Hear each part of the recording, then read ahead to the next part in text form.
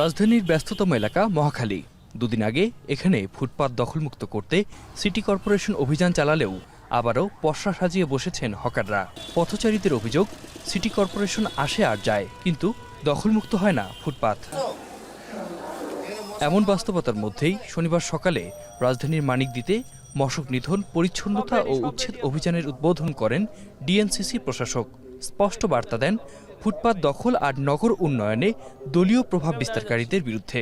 একদিকে উচ্ছেদ করছে, আর একদিকে আবার মোটামুটি তারা প্রিপারেশন নিয়ে 72 ঘন্টা হোক 48 ঘন্টা আবার চেষ্টা করছে। তাহলে এটা আমাদের দায়িত্বটা কি? আমাদের কি দায়িত্ব? এই ওয়ার্ডে যারা আছেন তাদের দায়িত্ব উচ্ছেদ অভিযানের পরে ওই জায়গায় গিয়ে অন্ততপক্ষে তাদের মনিটরিং করা। আন্ডারগ্রাউন্ডে থেকে ওই যে অন্য খারাপ কাজের সাথে যারা জড়িত থাকবে তারা এখানে সম্পৃক্ত থাকতে পারবেন, নয় এখানে না। প্রশাসক জানান, উচ্ছেদ অভিযানের পর ফুটপাত যাতে পুনরায় দখল না হয় সে বিষয়ে তদারকি জোরদার করা হয়েছে। কিউলেক্স মশা নিধনে, ড্রেন পরিষ্কার ও লার্ভিসাইডিং কার্যক্রমকেও প্রাধান্য দিচ্ছে ঢাকা উত্তর সিটি।